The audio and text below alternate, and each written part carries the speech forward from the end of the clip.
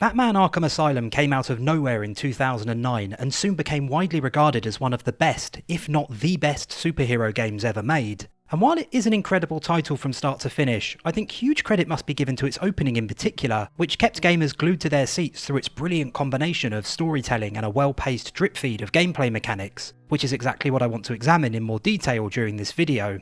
Arkham Asylum kicks things off with a short cutscene of Batman making his way to the asylum after learning that the Joker has been apprehended. There's not a whole lot going on during this short scene, but I do want to highlight the sign he passes as he nears his destination. On the surface level, it's simply dark humour, but it does also carry with it the implication that prisoners are able to escape from the asylum fairly frequently enough that a sign is required. This is important as it's the first of many hints over the next few minutes that the asylum is perhaps not the most secure place to be keeping one of Gotham's most dangerous criminals, and very light foreshadowing of events to come. The next section continues to roll with this idea, starting with Batman's comment to the Warden. "Warden, something's not right.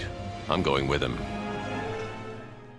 This is followed by comments made by the Joker to different guards and about the security of the asylum itself, which are also cause for concern. Look at all this new security. How's a guy supposed to break out of here? He seems to know a little too much about the asylum already, and I'd guess even at this early stage, most players were already waiting expectantly for the Joker to break free and begin causing mayhem. However, that doesn't happen for quite some time yet, and this is a great decision on Rocksteady's part. The feeling that something is wrong is present from an incredibly early stage, but players are still made to wait quite a while before they're proven correct. This was a risk in some regard, as there was always a chance less attentive players would become disinterested in the Arkham Asylum experience very early on due to there being so little gameplay on offer other than walking in one direction. But it turned out to be the right decision and is a fantastic way of slowly building tension, making the moment when Joker does finally escape feel all the more impactful as a result. If the first few scenes were intended to build a sense of unease in players, then the next few are designed to establish just how much of a threat Joker actually is. Players pass by a doctor who looks anxious to say the least, followed by a group of thugs who are conveniently being held in the asylum following a mysterious fire at the Blackgate prison, and who clearly hold the Joker in very high regard. Center for the criminally insane. Situated on a small island. Hear about Blackgate first? Shut up! Go, get you soon, boss! And then there's this scene as the Joker makes another doctor, and indeed all of the armed guards watching him, jump back in fright. There seems to be... Need to take my temperature? I'd be happy to drop my pants. He's all yours. The fact they're so scared of him even when he's incapacitated and they have their guns trained on him clearly demonstrates to players just how dangerous he is considered to be. And speaking of dangerous criminals, players then get a look at Killer Croc as he passes by, and like the sign earlier on, it's also used as another way of illustrating to them that the asylum is perhaps not managed quite as well as they might expect. I can't see any reason why someone in charge would choose to have both Killer Croc and the Joker in the immediate vicinity of each other. The Joker's facade begins to slip during an elevator ride shortly after, and it becomes clear that he definitely has something planned. The night is young, Bats. I still have a trick or two up my sleeve. I mean, don't you think it's a little bit funny how a fire at Blackgate caused hundreds of my crew to be moved here? I thought I told you to stay quiet. Soon after, the lights go out, and while the guards sound fearful, Batman clearly has no qualms about getting up close and personal, grabbing the Joker by the neck and demonstrating that while normal people might fear him, Batman most certainly does not. This scene may not seem overly important, but it definitely is. Up until players take control of Batman for their first combat encounter in just a few moments, it always feels like the Joker is the one calling the shots, even if he is strapped securely to a chair. So given that this is a superhero game and players therefore need to feel empowered, it's sensible to throw in a reminder that even when perhaps not in complete control of events unfolding, Batman remains a figure of strength. A quick chat with the Commissioner is followed by the scene players had no doubt been waiting for as the Joker finally makes his escape. The display of cunning by the Joker is juxtaposed well against Batman's display of raw strength immediately after, as players are tasked with taking down two groups of thugs. If the Joker is the brains of this tale, then Batman is very much the brawn, and nothing encapsulates that better than these two scenes taking place, one after the other. The combat encounter is the first piece of gameplay players engage in beyond simply walking through narrow corridors following the Joker, and it begins the gradual expansion of mechanics in bite-sized chunks that Rocksteady handles with such class over the next few areas. Players get acquainted with the very basics of combat in a controlled environment, learning how to attack and how to counter against enemies who pose little threat. They're then given the opportunity to get to grips with the Batarang in a small enclosed environment, followed by being introduced to running at the beginning of a long straight hallway. I know neither of these two examples sound particularly clever, but giving players the opportunity to test mechanics in environments that facilitate their usage is often the clearest indicator that a developer is really thinking about how to turn their game's opening into a sequence of well-designed learning opportunities for players. This design philosophy continues as players are introduced to and tasked with taking down Victor Saz. Detective mode is the next mechanic they're introduced to, but first, a very quick side note. I really like the framing of this scene as Batman walks up the stairs. Players know, courtesy of an earlier cutscene, that Harley Quinn is already in control of the Asylum security system, but I love how as players walk up the stairs, a security camera immediately ahead turns to watch them, further driving home this point.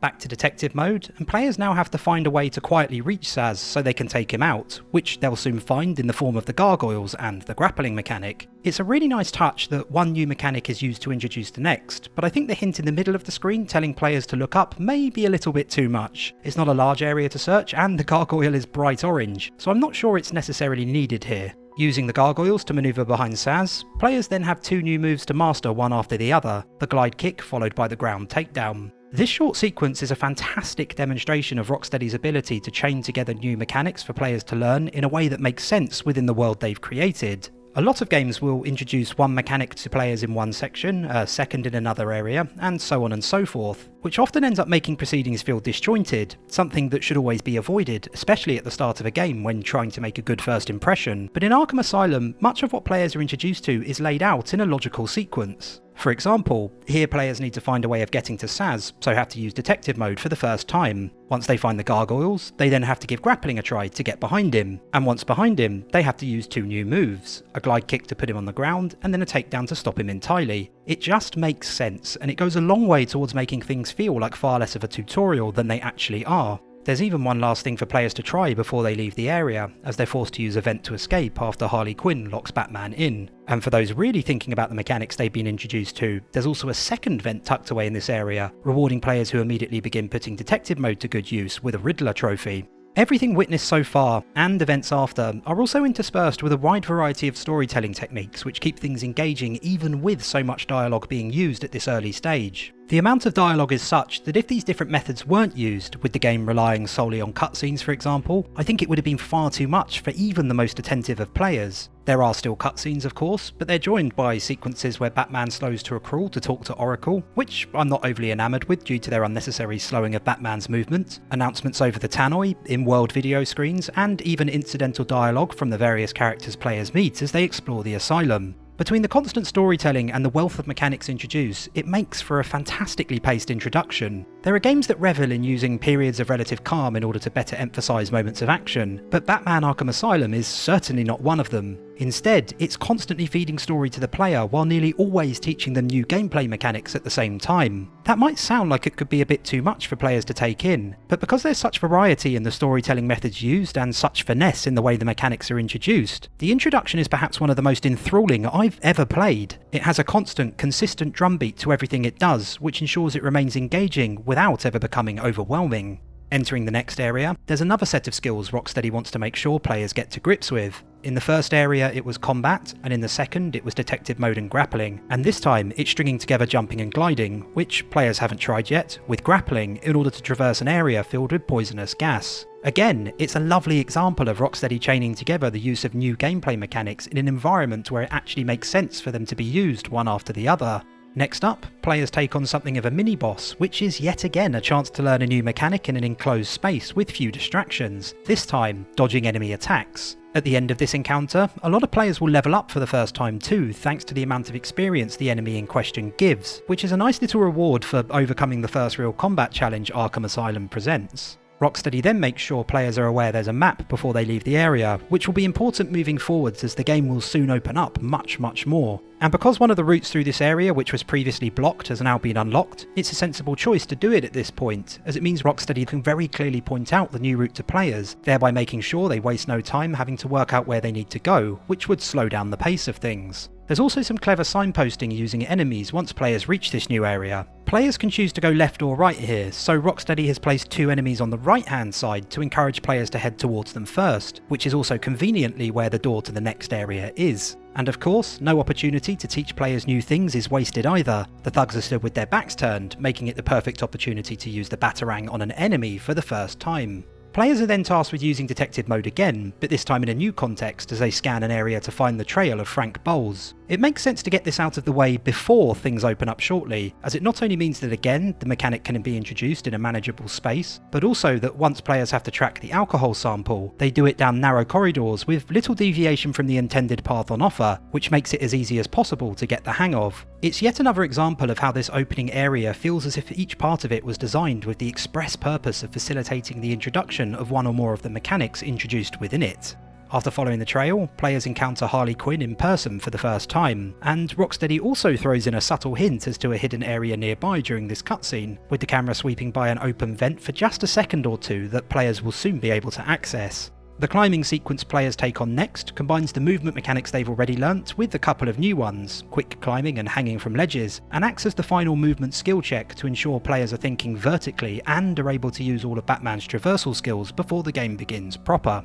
It's then time for players to learn that enemies highlighted in red in detective mode are carrying guns and should therefore be avoided wherever possible. So, there's also a number of gargoyles on offer for players to use to get past them without being detected, so they can enter the much larger area beyond. Like earlier, there's a sequence of events here which make things feel very natural. Players learn Batman can spot enemies with guns using detective vision, and that using gargoyles to stay out of their sight is usually the best course of action. Once they've managed to do that successfully, the scope of the level design then widens, giving players much more space to utilise these newfound skills, but only after they've proven they understand what's required of them in a more linear space. They're then reminded that they can silently take down enemies from behind to avoid detection, before being left to their own devices as they take on 2 dangerous but manageable groups of enemies in an area designed to take advantage of the grappling skills they so recently had the opportunity to get reacquainted with.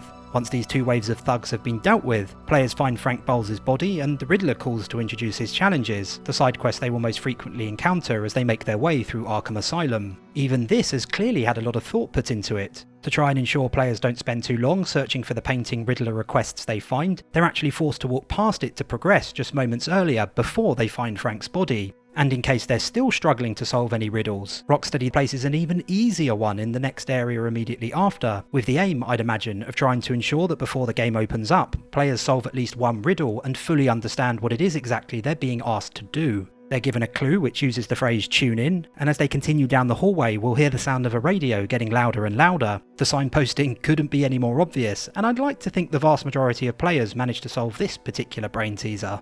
And with that, players exit the opening area and get their first glimpse of just how sprawling the asylum is for the first time. The game continues to open up gradually from here for a long time, feeding players new mechanics every so often in well thought out areas where they can properly get to grips with them. And while that's still impressive, it's the areas leading up to this point that I think are by far the most noteworthy. It's absolutely staggering just how much Arkham Asylum manages to introduce in little more than an hour, without it ever feeling like it's too much to handle. It's an incredibly well designed opening that makes becoming Batman feel like the most natural thing in the world, and for those playing for the first time, it also accomplishes what is perhaps the most important thing any introduction can. It makes a wonderful first impression, which will no doubt leave every single player wanting more. Thanks so much for taking the time to watch the video, I hope you enjoyed it. If you did, do consider subscribing and letting me know your thoughts, I'd love to hear from you, and hopefully I'll see you all again soon.